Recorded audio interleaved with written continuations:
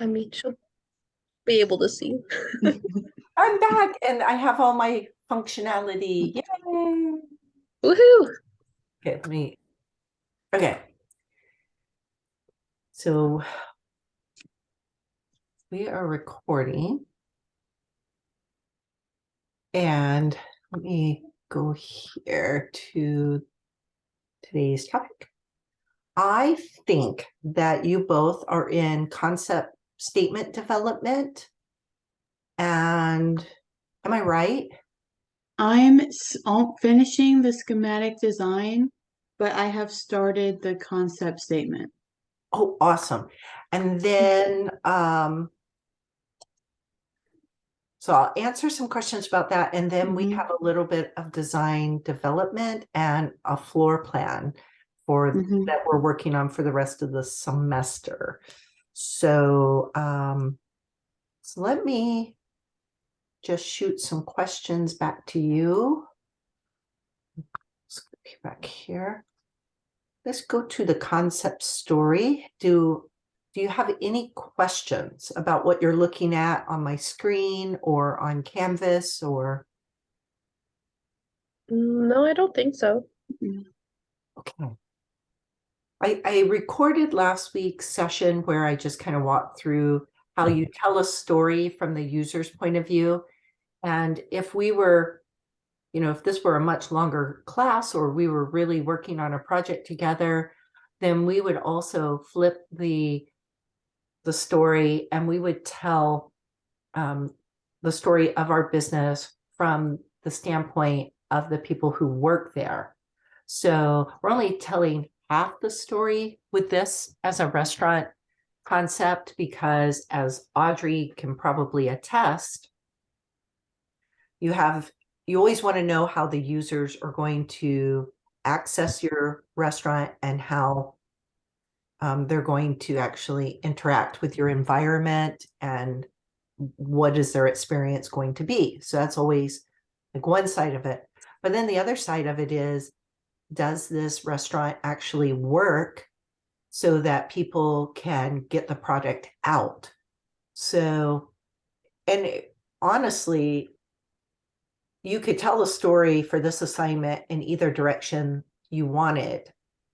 Ideally, you'd want to tell it from both sides. We don't have the time to do that much in depth. So I recommended that you tell the story from the user's perspective of approaching the facility all the way through to being served and ending back up where they started from.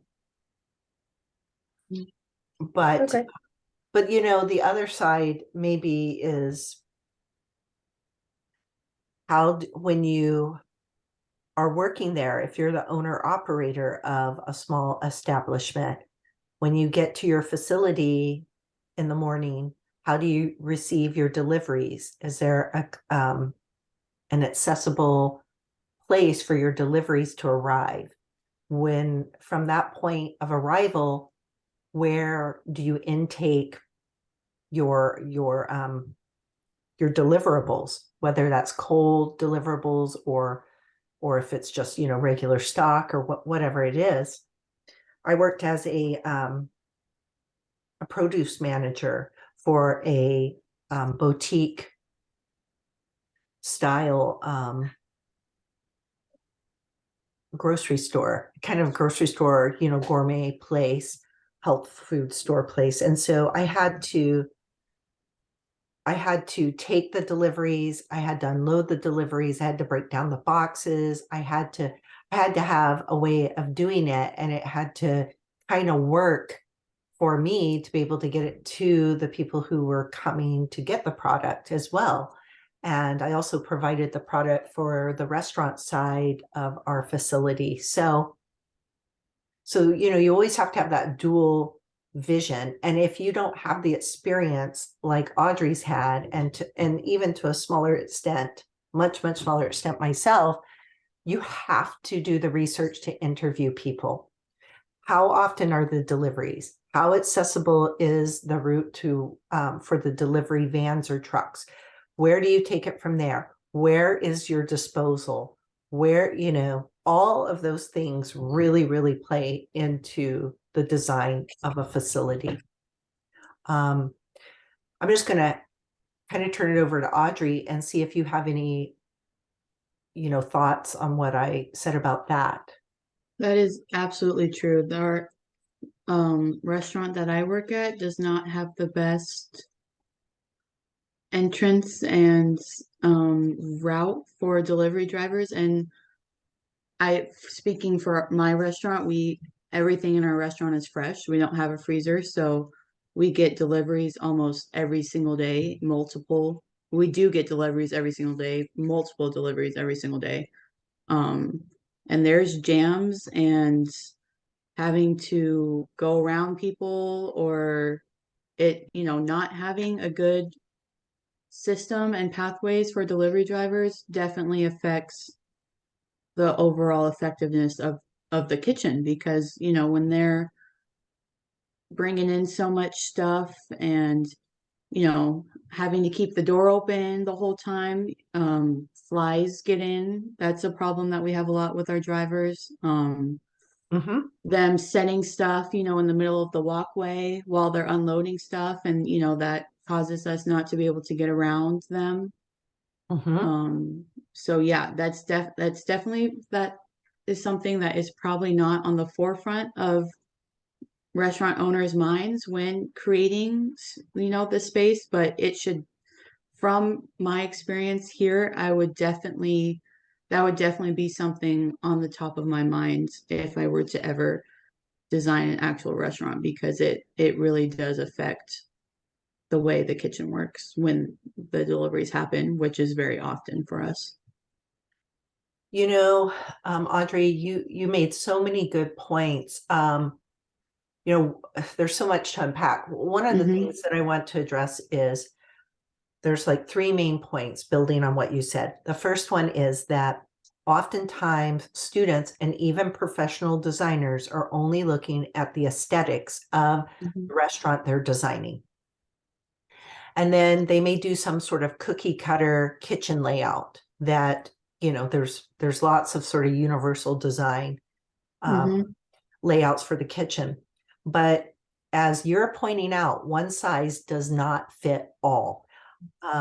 So the first part of what you said about where you unload stuff, if you're in a really closed, sort of intimate type of development where they can only drive so far and they have to bring the rest up to the restaurant, which is kind of a great experience for, patrons of the restaurant, but it's a nightmare for people who are running the restaurant. So that's a problem. And you pointed out all the ways that that's a problem, like getting in the way of patrons, leaving things on the sidewalk, doesn't look very professional. And especially when you have so much fresh food that's coming in, as you said, like multiple times a day in many cases. So that's an issue. And when I worked in closed areas like Boston and Philadelphia, I was working in design at that time, and I had already left behind my experience of working, in the food industry. And I would always see in those very old roads, the deliveries being made, but people would actually have to double park their trucks and vans to unload to the restaurant people. Yeah. And I felt so bad for them, and I saw it all the time. But I totally got that these were establishments that were built sometimes 100 or 200 years earlier. The streets were just not accommodating for the way that we need them to work now. Yeah. Like, for example, today, actually, we got a firewood, because we have a grill, a wood-fired grill, and they were delivering the wood. And instead of making trips back and forth with a bunch of wood, the truck literally had to drive onto the sidewalk behind our restaurant up to the door, so like no one could open the door to get out to deliver the wood, because there really wasn't a better option. Right. And I get that, but it makes for a really stressful day if, Yeah. from the side of you working there. So from a design standpoint, like I think if, even if the pre-existing space didn't provide, good access for delivery drivers, I would definitely consider adding, maybe like some type of lane next to the restaurant, or like definitely like an area where they can roll. mhm. What is that called on the sidewalks when it's a goes flat into the street, so like wheelchairs and bikes and stuff can go from the sidewalk to the street. Oh, I'm drawing a blank, but it's part of the easement, where you're not. Yeah, it's like I would get rid of the curb there, Yeah. so that they can, because most of them do have like the um what are they called? Wagon Mhm. lollies. The little ramp thing. Yeah. Well, And then I would go ahead. a lot of like kitchens, that come through the back doors, it's obviously only a single door. They use the double doors in the front, but I would consider putting double doors in the back. So that they could prop up, the delivery drivers could prop open the doors and they could have, more room, because tight space is also a very common issue. Or I would even consider putting a separate entrance in for Yep. the delivery drivers. Like seriously, even though it would probably require, more work, it would probably end up being worth it for the business owner. And depending on what type of establishment it is, if you're likely to get big deliveries from trucks, then you might want like a dock, a Hmm. raised platform, because Yes. another problem is then they have to climb down from the truck, go into your facilities, and sometimes they climb down a truck and then they climb up a few steps into your Hmm. facility. And when you're doing that multiple times a day and dozens of times a week, wow. Hmm. Just to be in the mindset of when you're a designer, you could be potentially helping your clients scope different locations. Keep Hmm. those things in mind, because that's part of the overall design. So another thing you said was about having just an entryway without an anteroom. An anteroom is the type of so you have a door that opens up to a small transitional space, and then it has these really heavy duty plastic vinyl, like almost like blinds. Yes, yes. And that's what keeps out the insects and flies. Hmm. And it's really hard to build into an existing space. But if you have the ability to build it in, it keeps out so much of the pests and especially flying bugs. I was going to even say that would help with, if a lot of the times that our delivery drivers come during busy times, that they can leave, their deliveries in that little loading area. It, So it doesn't get in the exactly. way. Exactly. And you can blast some. So in that zone, okay, let's think of that as its own zone, right, Hmm. Audrey? In that zone, because it's blocked by those big vinyl blinds, Hmm. you could blast not air conditioning, but swamp cooling. Hmm. So, and you could keep down the cost, because you're probably going to have the exterior doors opening, closing all day, but it Yeah. would keep it cool enough where people could drop off their deliveries as Yeah. well. So, Audrey, my challenge to you, and Natalie, my challenge to you as well today, can you, when you start your floor plan coming up here very soon, can you do a space plan that includes a very thoughtful delivery area for your restaurant? Yeah, I think that would be really important to add. Like I said, probably not many people think of it, but Mm-hmm. I think it would be really important. I think it'd be really important. And then from the standpoint of being a restaurant designer, you're really telling the story, from both points of view. And when you go to your lending institutions and you say, I want this additional, swamp cooling system, I want the extra cost of having this anteroom, the smaller transition room, and here's why. That makes a big difference if that were to cost you, say, $10,000 or $20,000 extra dollars, and you can say, because I only serve a fresh menu, because we have deliveries made, that becomes part of this concept story that you're actually building. Now, whether you're going to build it into your, it could be part of your schematic key map, but it could also be part of your story. I'll let you choose which side of the coin you want to tell the story about, from the worker standpoint or the patrons.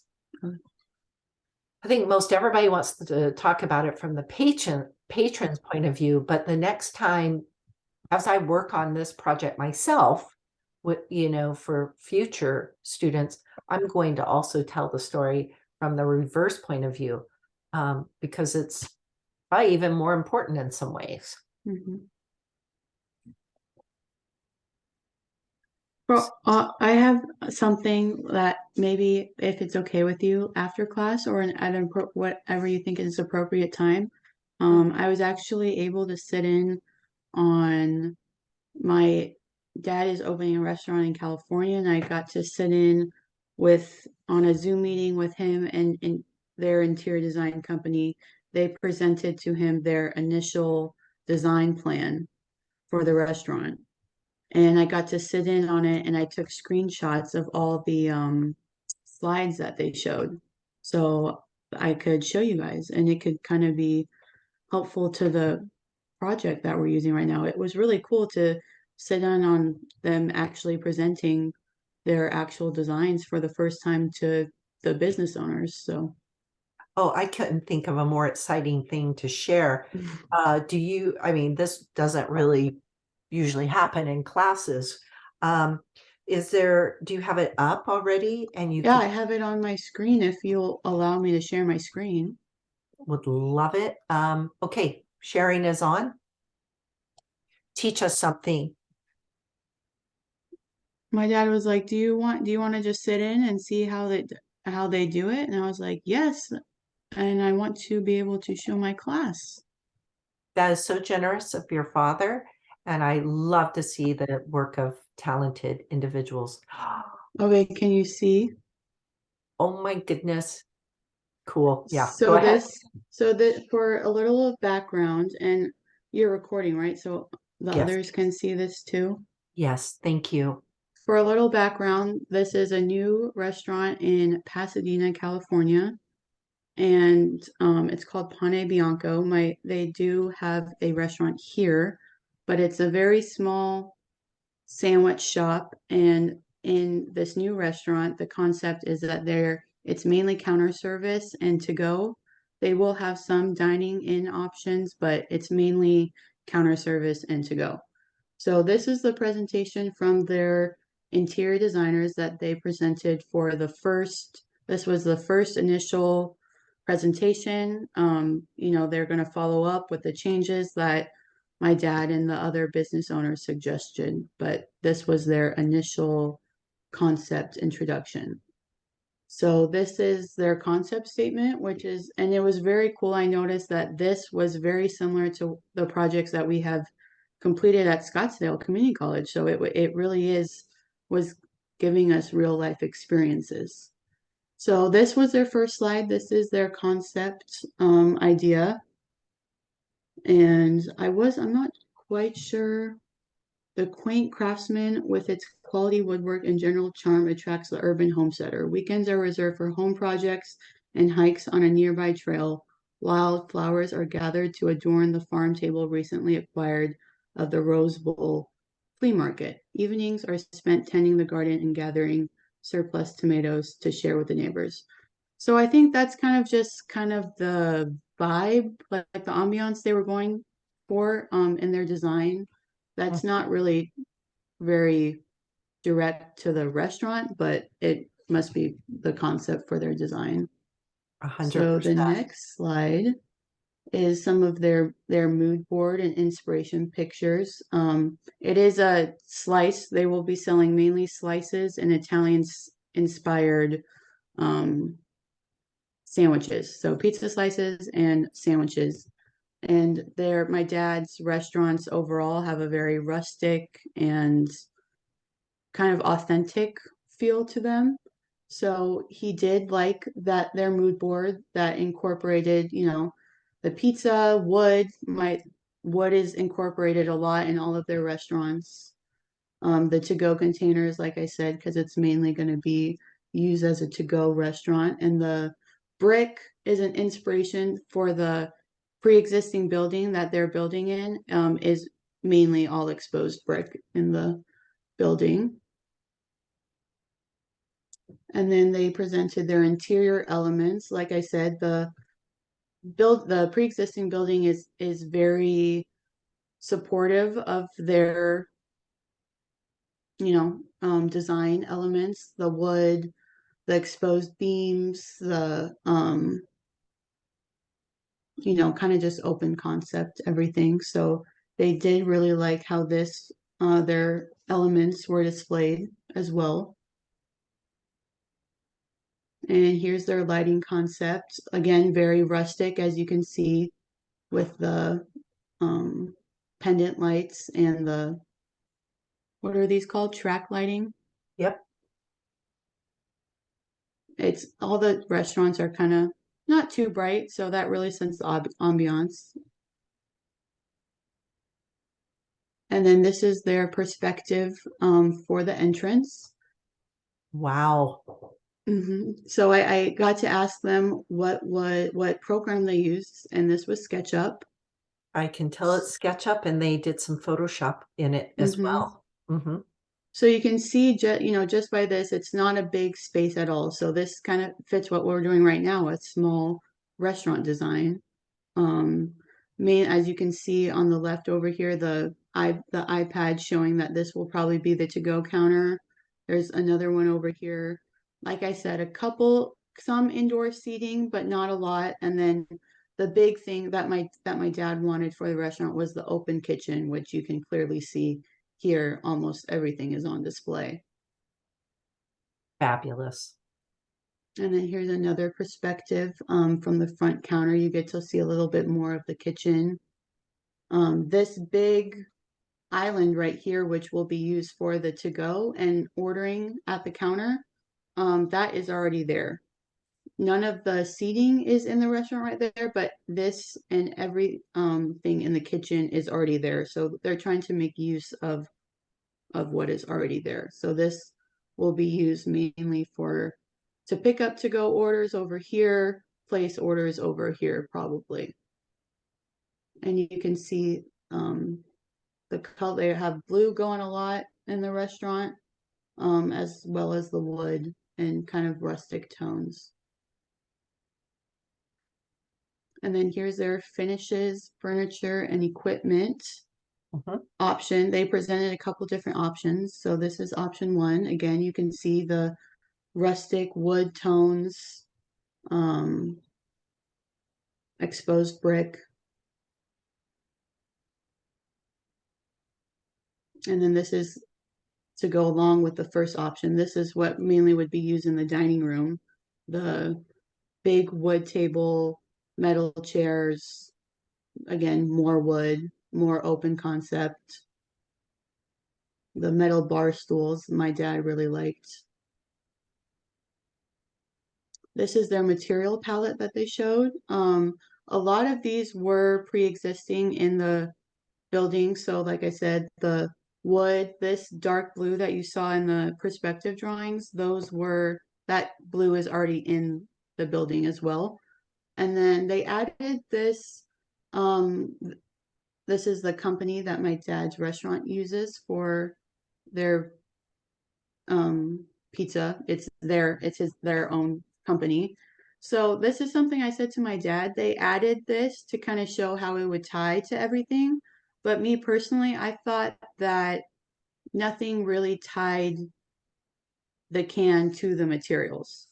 So I asked my dad, I was like, why do you think they added that? Because I really don't if they were trying to show how, similar or, how it relates to the materials they chose, I don't think it really shows that. CJ, you can tell me I'm wrong, but that's something I questioned my dad after they presented. They had that string of dried tomatoes or peppers in their rendering too, part of the element. Maybe that was like a little thing they were trying to tie through. Yeah, those are peppers though, aren't they? Yeah.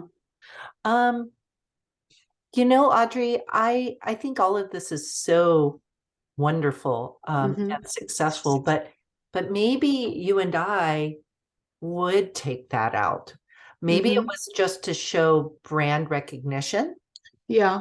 And my dad would probably say they probably just put that in there because it is going to be present a lot, on display. But I thought if they were going to add it, then they probably should have, maybe chose some materials that tied it more into the design. Right. Well, keep that in mind. This is Yeah. all fodder for you as you go forward into your career as a restaurateur, which you will probably be heavily in the design side to keep in mind. So this was their first floor plan with the dining options. Also, they use a mix of SketchUp and Photoshop. And the concern that my dad had brought to them was, so as I said before, either over here or this area over here would be the to-go or pickup counter. And he was concerned with this wall is that there's no really place for people to line up. Yep, the flow seems to be a little arrested there. Yes, so my dad was concerned with the flow, just because if it mainly is going to be to go and, pick up, there probably needs to be a dedicated space for lines and for the flow to be better. I can understand that. In general, I just want to point this out too. When I render floor plans for presentations, my go-to technique for the last maybe 6 to 8 years has been a monochromatic rendering like this. And the strength for me, and I don't know for them, because obviously I don't know this firm, but the strength for me is that I can build any color palette around this on a presentation board. I could even show 2 different ones on 2 different presentation boards using the same floor plan rendering, but with just the materials around it. So there's a real strategy to doing a monochromatic rendering just, in grayscale. And I have a video on that too, if anyone ever wants to see it. But I very much like how they kept all of their surfaces white. I haven't thought of doing that specifically. So when you start really looking at it closer, this is a real joy to see. Thanks, Audrey, for thinking of us. And then I believe there's one more floor plan. One of the other business owners commented that he did not like how little negative space there was. Again, I think because this big table in the middle, if it's mainly going to be for pickup and to go and counter service, there's not really a need for a communal table. So he was suggested maybe putting some smaller tables in here just so there's a couple more pathways for everyone to get through.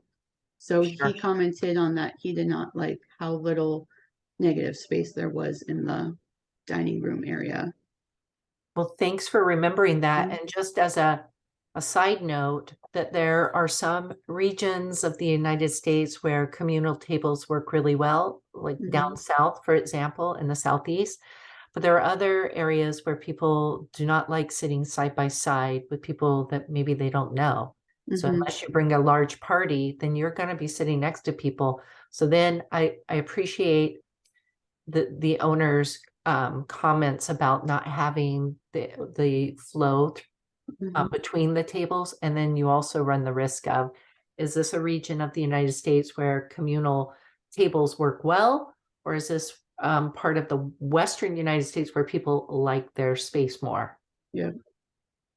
So interesting, interesting. Thanks for sharing what he said. So that you can see the two different, this one looks like it's kind of like a bar. And then there's booths over here, which would probably work better. But again, they just want kind of a designated area where the to-go and pickup can be, and that kind of takes away from that. So they gave them their feedback, and the firm said they would come back with, maybe a couple different options. Here's one more, which I don't see that big of a difference. Did But you have any preferences or thoughts on the space plans, Audrey? yeah, I liked this one with the bar and the booths, more than the big communal table. Just because for, like you said, this is LA, and if this is more of like a coffee, not a coffee shop, but it's more that style where people are going to come in and get, just a slice of pizza for lunch and maybe set up their computer. I think a bar style and booths would work better than a large table. Because if you go back to that communal table, I'll say that this looks so standard in a lot of the long, narrow eateries that I visited when I was in Italy, especially in like Rome and, more crowded, denser populated areas. And so I wonder if this sort of space plan was inspired by European and Italian dining, because it looks really familiar to me. Yeah. Whereas the other space plans look much more Western United States to me. And then I guess if I was interested to see what the relationship between the booths and that bar behind the booths, I'd want to see elevations of it to see like how the back of the booths line up to the surface of the bar. Are you going to have people with plates sitting there looking at you in the booth? Or I wonder, I just want to see what their That's a good point. concept is, I will have to bring that up with my dad, because that's probably something that he did not think about. Oh, look at the flow. Oh, I see the flow. Look at that. So this one they presented with putting a low wall. What's the correct term for it? Well, I just think it's like a partial wall, or it's just a space planning device, and it does circulate the traffic. So this is what they suggested after the owners had suggested that they wanted better flow for the takeout and pickup purposes. So then this kind of separates the counter, and people can, wait up against the wall without disrupting the dining room.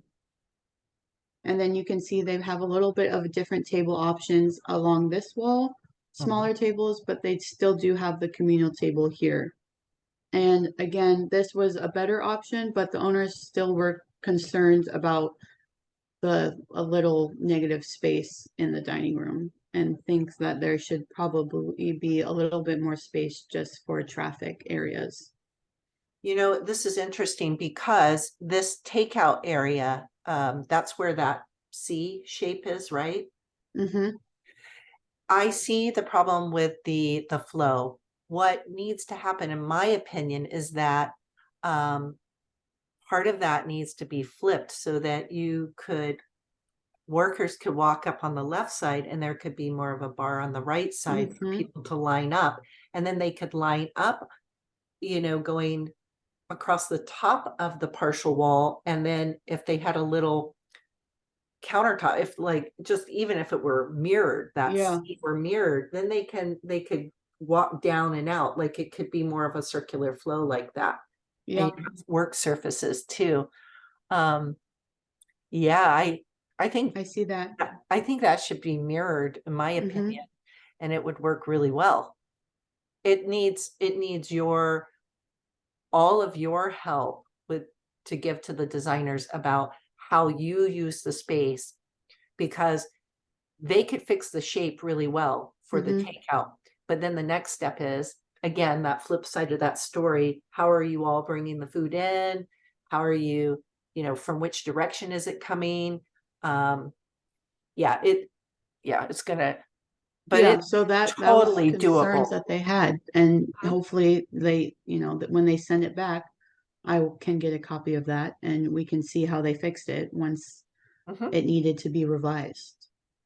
Be so fun, Audrey, if you could fix it. Mm-hmm. Make a suggestion. Um, oh, this is so So fun. Look at this here's close up. a close-up elevation, just Mhm. more of the kitchen. Like I said, they really like all the hanging shelves, the display cases in the back.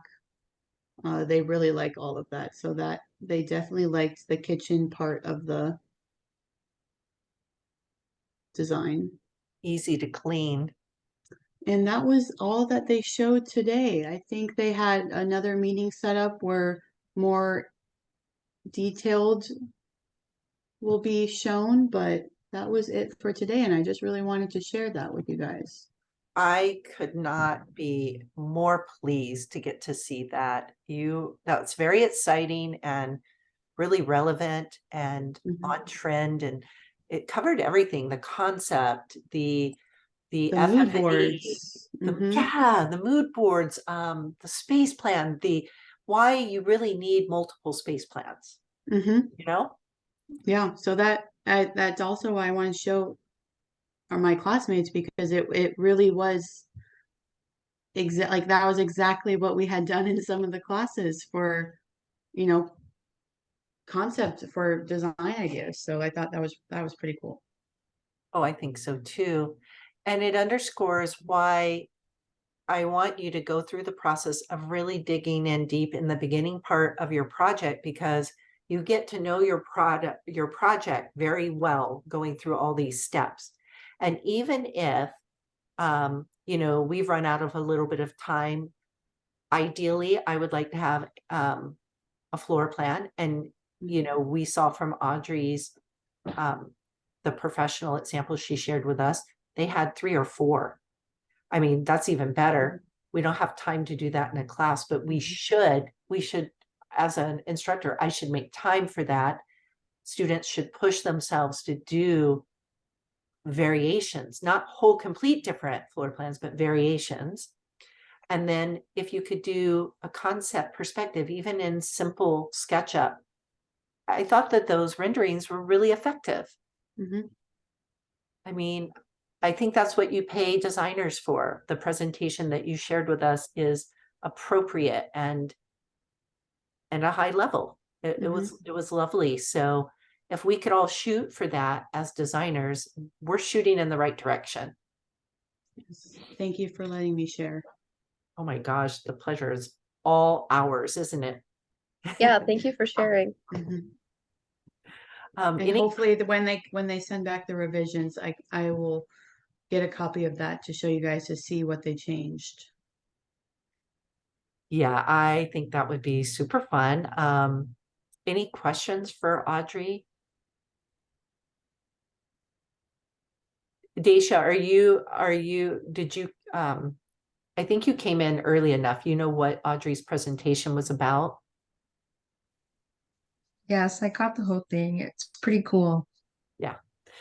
Yeah, it's a real restaurant proposal to the partners of her father and his partners, I think. Is that correct? Mm-hmm. Yeah. And Audrey was invited to listen to the proposal. You lucky dog, you. I love it. So we were talking about being able to tell a story to help you get to know your project really well. And I will say that some of these techniques resonate better with you than others.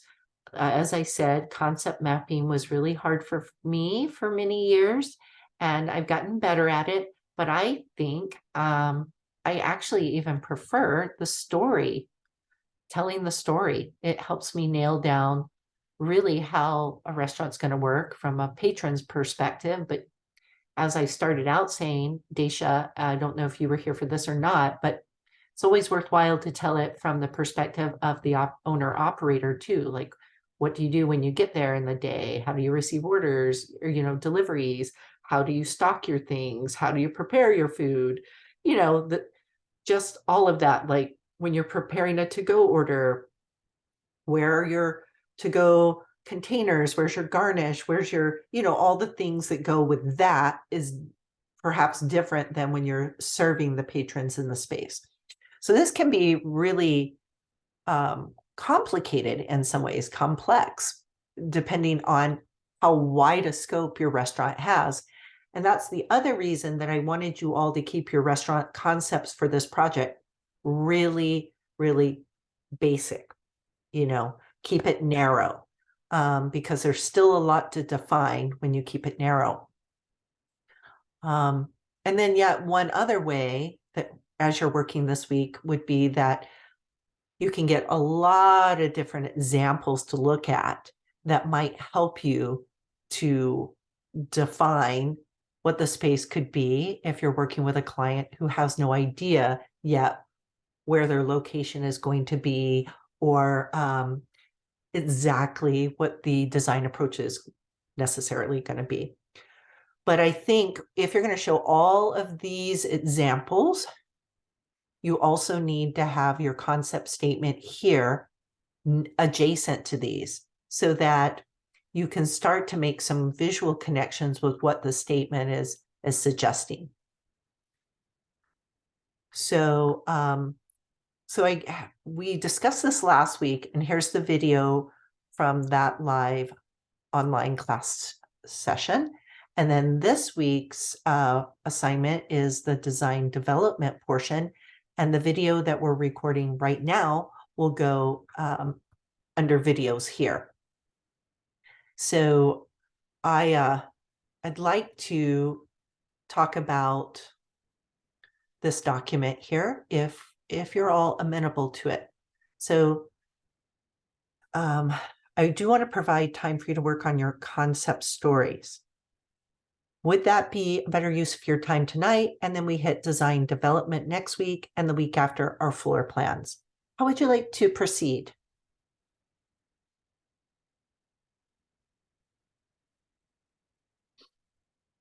What do you have time to do this work this week?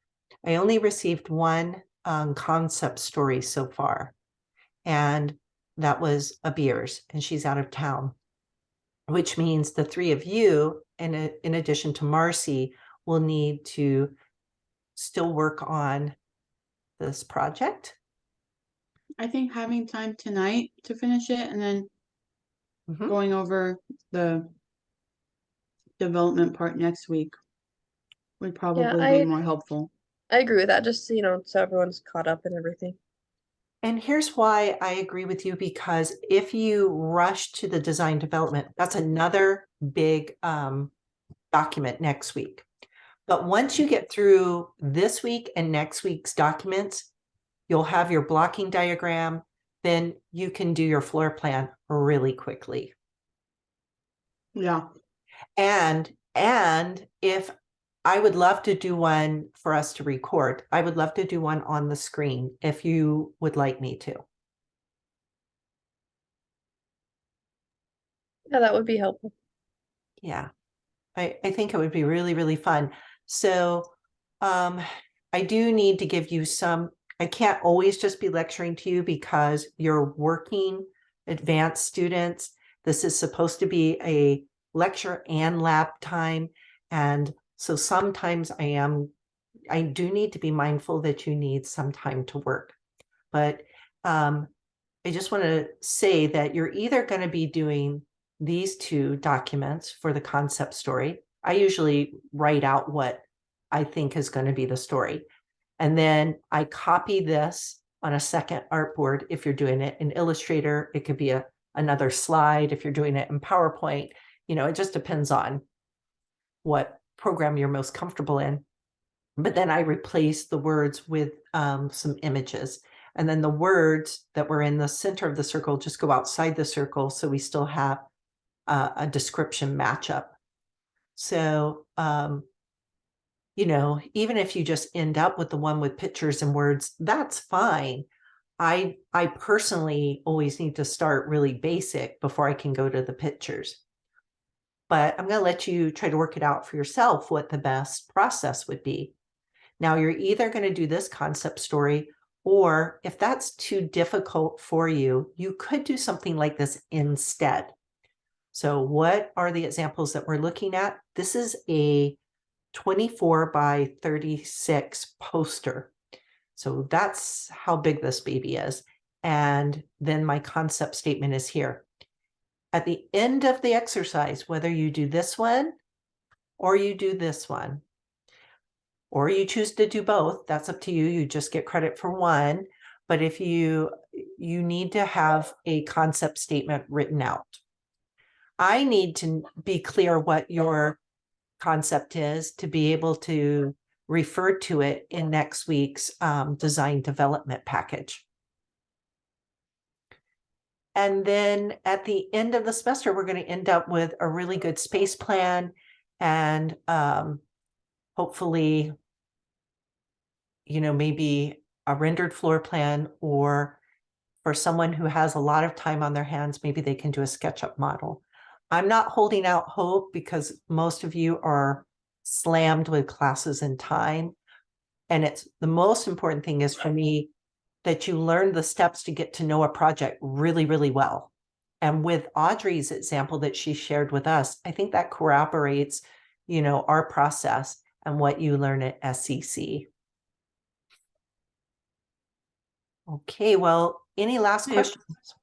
It really did. I was truly surprised at how similar the stuff we did at SCC was, proved to be in an actual professional presentation.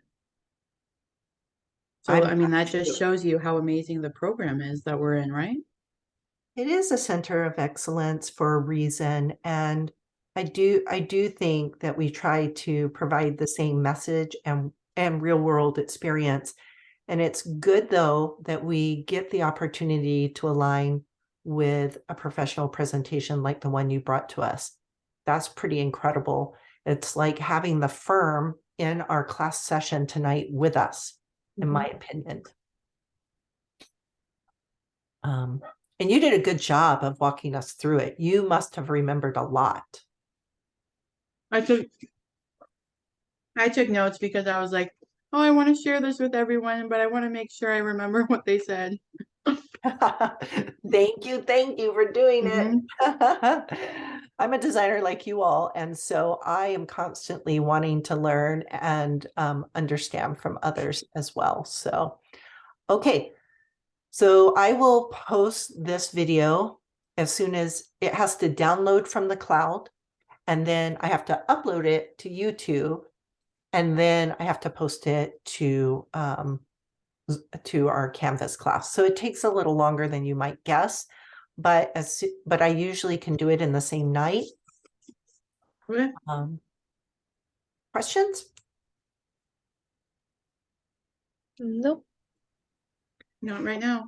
What a pleasure tonight turned out to be. I'm always happy to see you all. Thank you. I adore each of you in different ways, and this has just been a great experience. Let's see if we can end up with some good things, okay? Should we Sounds plan good. on Thank meeting you. next week? Yeah, let's plan on another at least short session next week. We'll split it between lecture and lab, because I want to make sure that you understand what I'm doing. Now, if I get the chance to create the videos beforehand, I will certainly try. You have my Scout's honor, although I have so much campus work that they've scheduled me to do during the day. I've got 6 hours one day, another day 4 hours. That doesn't even include my teaching time. So fingers crossed. Yeah, if I can get to it this weekend, I might be able to preload the videos, and then you wouldn't have to meet. You could watch it in your own time, which would just be ideal for you, as you're all so super busy. Sounds good. All righty, my friends, I'll touch base with you through the class announcement, and at the very least, we'll check in next week. All right. Thank you, CJ. Sounds great. Thank you, Yeah, have a good CJ. weekend.